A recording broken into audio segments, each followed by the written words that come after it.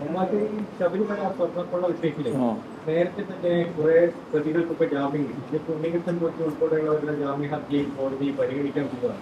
ഈ പ്രതിപക്ഷ സംഘടനകള് SITയുടെ അന്വേഷണത്തിന്റെ വിശ്വാസത്തെ ഇല്ല, അത് അവരെ സംബന്ധിച്ചിടത്തോളം വന്നപ്പോഴാണ്. കോൺഗ്രസ്സുകാർ പ്രതിപക്ഷ സംഘടന എന്ന് പറയണ്ട, കോൺഗ്രസ്സാണ്. കോൺഗ്രസും BJP ആണ്. കോൺഗ്രസ് യഥാർത്ഥത്തിൽ സ്വർണ്ണക്കൊള്ളക്കടത്തുമായി ബന്ധപ്പെട്ടുകൊണ്ട് വലിയ രീതിയിലുള്ള പ്രചരണം നടത്തിയവരാണ്. ഇപ്പം മിണ്ടാട്ടില്ല.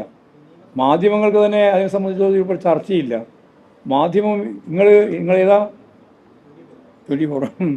ഇപ്പം എന്താ സംഭവിച്ചാൽ നിങ്ങൾക്കറിയാലോ, വാജി വാഹനം 10.5 കിലോ വരുന്ന ഏറ്റവും പ്രധാനപ്പെട്ട പഞ്ചലോഹം കൊണ്ട് നിർമ്മിച്ച സ്വർണം പൊതിഞ്ഞ ഒരു പ്രധാനപ്പെട്ടതാണ് 10.5 കിലോ. അതാണ് കോൺഗ്രസിൻ്റെ ഭരണകാലത്ത് അന്നത്തെ ദേവസ്വം ബോർഡ്, അന്നത്തെ അംഗങ്ങൾ ഉൾപ്പെടെ എല്ലാം കൊണ്ടുപോയിട്ട് തന്ത്രിക്ക് കൊടുത്തത്. തന്ത്രിക്ക് കൊടുക്കാൻ അവകാശമില്ല, കൊടുക്കാൻ പാടില്ലാത്തതാണ്. അത് കൊടുത്തില്ല, അതിപ്പോൾ പിടിച്ചെടുത്തു. അതേപോലെ തന്നെ അന്ന് കൊടിമരം ചിതലരിച്ചു എന്നാണ് പറയുന്നത്. അപ്പോഴാണ് നോക്കുമ്പോൾ ചിതലരിക്കാൻ ഒരു സാധ്യതയില്ലാതെ സിമെൻറ്റ് തറയിലായിരുന്നു ആ കൊടിമരം സ്ഥാപിച്ചിരുന്നത്. അപ്പോൾ ബോധപൂർവമായിട്ടുള്ള ഇടപെടലിൻ്റെ ഭാഗമായിട്ടാണ് കൊടിമരത്തിന് വേണ്ടിയുള്ള മുഴുവൻ ചെലവും ഒരു സ്വകാര്യ വ്യക്തി നൽകിയിട്ടുണ്ട്. കൊടിമരം സ്വർണ്ണം ഉൾപ്പെടെ എല്ലാം. എന്നിട്ട് കോടിക്കണക്കിന് രൂപ, 2-3 കോടി രൂപ അതിനു വേണ്ടി പിരിച്ചിട്ടുണ്ട്. അതിൻ്റെ ഭാഗമായിട്ട് സ്വർണവും പിരിച്ചിട്ടുണ്ട്. ഈ സ്വർണവും കാണാനില്ല, ഈ പണവും കാണാനില്ല. കോൺഗ്രസിൻ്റെ ഗവൺമെൻറ്റാണ്, കോൺഗ്രസിൻ്റെ ദേവസ്വം ബോർഡുമാണ്. അതാണ് കോടതി ഇപ്പോൾ പറഞ്ഞത്, പരിശോധിക്കണം. ഈ 10 കൊല്ലത്തേക്ക് മാത്രം പോരാ, 10 കൊല്ലം അപ്പുറത്തേക്കും പരിശോധിക്കണം. ഇങ്ങനെ വരുമ്പോൾ സ്വാഭാവികമായിട്ടും പരിശോധന നീണ്ടുപോവുകയാണ്. ഇവരെല്ലാം ചോദ്യം ചെയ്യേണ്ടി വരും. പിന്നെ ഒരിക്കലും ആരും പ്രതീക്ഷിക്കാത്ത സ്ഥലത്താണ് ഈ 2 കള്ളന്മാരെത്തിയത്. കള്ളന്മാരെന്ന് പറഞ്ഞാൽ കൊട്ടേഷനാണ്.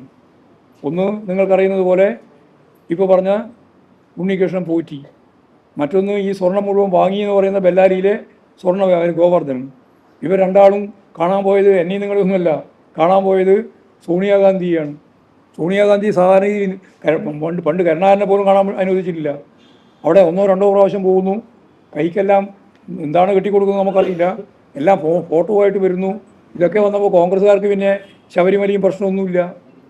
അതുപോലെ വളരെ പ്രധാനപ്പെട്ട ഏറ്റവും ഈ കേസുമായി ബന്ധപ്പെട്ട വളരെ പ്രധാനപ്പെട്ട ഒരാൾ തന്ത്രിയാണ് എന്ന് വന്നിരിക്കുകയാണ്. തന്ത്രിയുടെ വീട്ടിലേക്കാണ് BJP-കാരൻ്റെ യാത്ര, ഘോഷയാത്ര അറസ്റ്റ് ചെയ്തപ്പോൾ. അപ്പോൾ പിന്നെ BJP-കാർക്കും ഇപ്പം ഉണ്ടായിട്ടില്ല. അപ്പോൾ മുമ്പ് സഖാക്കൾ കെട്ടു എന്ന് പറഞ്ഞിട്ടാണ് മുഴുവൻ കള്ളപ്രചരണം നടത്തിയത്. ആ കള്ളപ്രചരണം ഇപ്പോഴും കേരളത്തിലെ ജനങ്ങൾക്ക് നല്ല പോലെ മനസ്സിലാക്കാൻ കഴിഞ്ഞിട്ടുണ്ട്. ആ കഴിഞ്ഞതിൻ്റെ ഭാഗമായിട്ടുള്ള ഒരു പ്രയാസം അവർക്കുണ്ട് എന്ന് മാത്രം കണ്ടാൽ അത്രയേ ഉള്ളൂ. ഇനി ഹൈക്കോടതിയുടെ നേരിട്ടുള്ള നിയന്ത്രണത്തിലാണ് SIT അന്വേഷണം. അത് കൃത്യമായിട്ട് അന്വേഷിച്ചുകൊണ്ടിരിക്കുകയാണ്. ഞങ്ങൾ അന്നേ ഒരു കാര്യം പറഞ്ഞിട്ടുണ്ട്. ആ പറഞ്ഞത് ഇങ്ങനെയാണ്: 1 തരി സ്വർണം അയ്യപ്പന് നഷ്ടപ്പെടാൻ പാടില്ല. 2, ആരാണോ ഉത്തരവാദി ഒരാളെയും കോടതിയുടെ മുമ്പിൽ, നിയമത്തിൻ്റെ മുമ്പിൽ കൊണ്ടുവരാതിരിക്കാനും പറ്റില്ല. 3, ആരായാലും അവരെ സംരക്ഷിക്കാനുള്ള ഉത്തരവാദിത്വം ഗവൺമെൻറ്റിനും ആർക്കുമില്ല. ഈ 3 കാര്യം അന്നും പറഞ്ഞു, ഇന്നും പറഞ്ഞിട്ടുണ്ട്. ഈ 3 കാര്യം പറയാൻ ഇന്ന് കോൺഗ്രസ്സുകാർക്കില്ല, BJP-കാർക്ക് സാധിക്കുന്നില്ല. അവരിപ്പോഴും SITക്കെതിരായിട്ട് മെല്ലെ തിരിയാണ്. കാരണം അവർക്കെതിരായിട്ടാണ് കാര്യങ്ങൾ വരുന്നത് എന്ന് മനസ്സിലാക്കിയപ്പോഴുള്ള ഒരു പ്രത്യേകതയിൽ നിന്നാണ് അതെല്ലാം വരുന്നത് എന്ന് കണ്ടോളൂ. പത്മകുമാറിനെതിരെ നടപടി ഞങ്ങൾ എടുക്കും ആവശ്യം വരുമ്പോൾ. അത് നിങ്ങൾ കാണേണ്ടിയില്ല. അത് നിങ്ങളെ ഇടപാടല്ലേ, ഞങ്ങൾ ആഭ്യന്തര പ്രശ്നമല്ലേ, അത് ഞങ്ങൾ കൈകാര്യം ചെയ്തോളാം. നിങ്ങൾക്ക് വേറെ ഒന്നും പറയാനില്ലാണ്ടിരിക്കുമ്പോൾ ഓരോന്നിങ്ങനെ പറഞ്ഞുകൊണ്ടിരിക്കുകയാണ്.